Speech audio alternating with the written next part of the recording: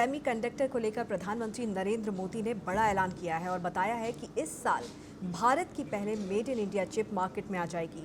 सबसे खास बात यह है कि सेमीकंडक्टर का ग्लोबल मार्केट 2030 तक 1 ट्रिलियन अमेरिकी डॉलर तक पहुंचने की उम्मीद है और इसमें बड़ा हिस्सा भारत का भी होगा।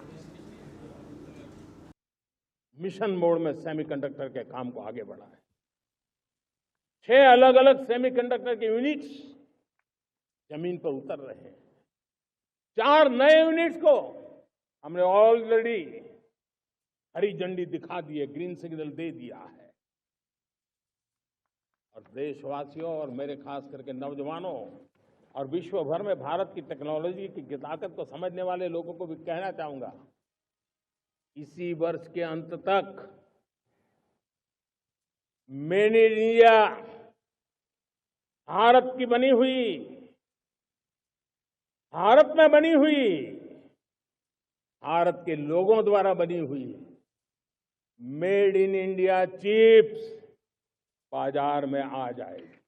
सेमीकंडक्टर को लेकर प्रधानमंत्री नरेंद्र मोदी ने बड़ा ऐलान किया है और बताया है कि इस साल भारत की पहली made in India chip market में आ जाएगी। किसी भी सैटेलाइट के डेटा को इकट्ठा करने और दुनिया भर में तमाम सिग्नल भेजने के लिए सेमीकंडक्टर चिप का इस्तेमाल होता है। इस चिप का साइज आपकी उंगली से छोटा होता है, लेकिन काम काफी बड़ा है।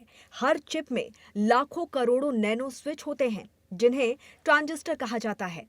ये इलेक्ट्रॉनिक उपकरणों में दिमाग का काम करती है, यानी आपका डिवाइस बिना इसके किसी भी काम का नहीं है। जैसे हमारे दिमाग तक कोशिकाओं के जरिए सिग्नल पहुंचते हैं और वो काम करता है, ठीक उसी तरह ये चिप भी डिवाइस तक जानकारी पहुंचाने का काम करती है। डिफेंस और स्पेस सेक्टर में भी इसका बड़ा रोल है। ऐसे में आइए जानते हैं क्या है भारत का सेमीकंडक्टर सुपर प्लान और अभी हम इसमें कहां तक पहुंचे हैं। दुनिया का सेमीकंडक्टर मार्केट 2030 तक 1 ट्रिलियन डॉलर का हो सकता है, जिसमें एक बड़ा हिस्सा भारत का बाजार होगा। भारतीय सेमीकंडक्टर मार्केट का साइज 2023 में लगभग 38 अरब डॉलर का होगा। भारत का सेमीकंडक्टर बाजार की बात करें तो 2023 में करीब 38 अरब डॉलर, 2024-25 में 45 से 50 अरब डॉलर, 2030 तक 100 से 110 अरब डॉलर तक हो सकता है। सेमीकंडक्टर चिप्स के हर क्षेत्र में भले ही भारत ने देरी से कदम रखा हो, लेकिन अब दुनिया की जरूरत और समय की मांग दोनों ही भारत को इस दौर में तेजी से आगे बढ़ाने का मौका दे रहे हैं। ताइवान, कोरिया और चीन जैसे दुनिया के कई देश इसमें बड़ी कमाई कर रहे हैं। इसकी डिमांड आसमान छू रही है और प्रोडक्शन काफी कम है, इसीलिए अब भारत इसमें आगे बढ़ने की तैयारी कर रहा है। मेक इन इंडिया के तहत इलेक्ट्रॉनिक सिस्टम डिजाइन और मैन्युफैक्चरिंग को प्रमुख क्षेत्रों में से एक के रूप में शामिल करने या भारत सेमीकंडक्टर मिशन और सेमीकंडक्टर इंडिया कार्यक्रम जैसे योजनाओं में इसमें मदद की है। इंडिया सेमीकंडक्टर मिशन के तहत भारत की कोशिश है कि सेमीकंडक्टर के ज्यादा से ज्यादा प्लांट खोले जाएं। साथ ही इसके लिए पैकेजिंग और टेस्टिंग यूनिट बनाना, चिप डिजाइन में स्टार्टअप्स को सहयोग देना, युवा इंजीनियर्स को ट्रेनिंग देना और भारत में निवेश के लिए दुनिया की बड़ी कंपनियों को लाना एक बड़ा टारगेट है। इस पर भारत लगातार काम कर रहा है। बहुत ही गौरव की बात है, बहुत ही हर्ष की बात है कि प्रधानमंत्री जी का जो स्वप्न है भारत को सेमीकंडक्टर का मैन्युफैक्चरिंग हब बनाना, ऑलरेडी डिजाइन हब है, इसको मैन्युफैक्चरिंग हब बनाना, उसमें आज ये बहुत ही महत्वपूर्ण कदम है। 2021 में शुरू हुआ भारत का सेमीकंडक्टर मिशन, जिसकी कुल लागत लगभग 76,000 करोड़ है। इसका उद्देश्य भारत को एक ग्लोबल सेमीकंडक्टर हब बनाना है। पायलट लाइन सेमीकंडक्टर उत्पादन में एक ऐतिहासिक कदम उठाया गया है और इसी के साथ सीजी सेमी की पायलट उत्पादन लाइन भारत की सेमीकंडक्टर यात्रा में महत्वपूर्ण मील का पत्थर है। गुजरात में पहला संयंत्र है जिसने पायलट उत्पादन की शुरुआत की है। इतना ही नहीं, अब भारत सेमीकंडक्टर मिशन के अंतर्गत 6 राज्यों में लगभग 1.60 लाख करोड़ के कुल निवेश के साथ स्वीकृत परियोजनाओं की कुल संख्या 10 हो गई है। यूपी के जेवर, असम, बेंगलुरु, गुजरात में सेमीकंडक्टर यूनिट पर काम चल रहा है। तो भारत सेमीकंडक्टर मिशन में तेजी से आगे बढ़ता हुआ नजर आ रहा है, लेकिन गोविंद जी, जिस तरह का भारत ने सपना देखा है कि सेमीकंडक्टर का हब, क्या लगता है आपको कि आने वाले समय में बन पाएगा भारत?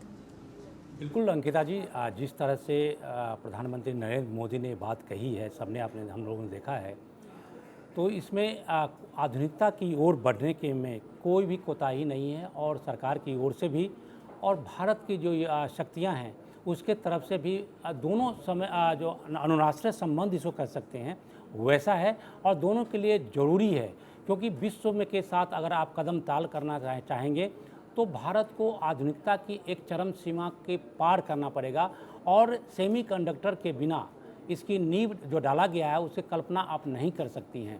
तो डिजिटल इंडिया की बात कर रहे हैं, भारत जो डिजिटल इंडिया के तौर पे और टेक्नोलॉजी के तौर पर किसी भी जो और देश हैं उससे किसी से कम नहीं है, एक कदम आगे ही है अगर ऊपर के कुछ देश को छोड़ दिया जाए तो।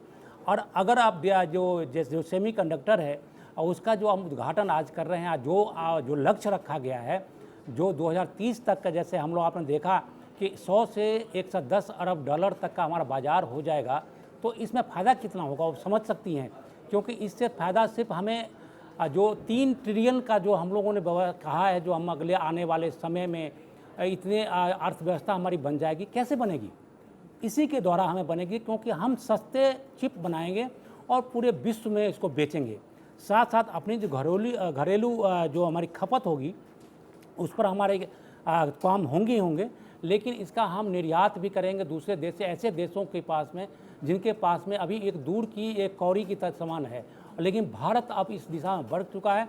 उससे जो पैसा हमारे पास आएंगे बाजार के थ्रू, वो भारत के विकास के लिए आगे बढ़ेंगे। तो इस डिजिटल यही आपसे समझना चाह रही थी अभी कि अर्थव्यवस्था के लिहाज से भी अगर हम बात करें, युवाओं को रोजगार तो मिलेगा ही।